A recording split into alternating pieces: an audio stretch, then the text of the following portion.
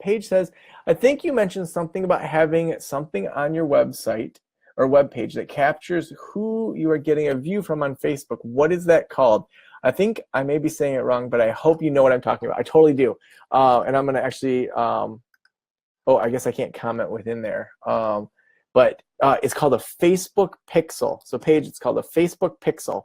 And Facebook, you can actually meet with them for free, and one of their folks will show you exactly how to do it, what to do it, how to do it, so that you do it right. So what this is valuable for is if you do a Facebook ad campaign where you pay $50 a day for 3 days to try to get new people.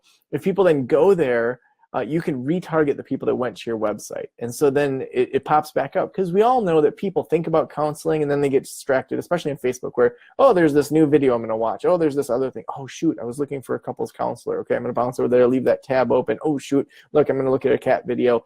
So then you can retarget those people, which makes your marketing way more effective.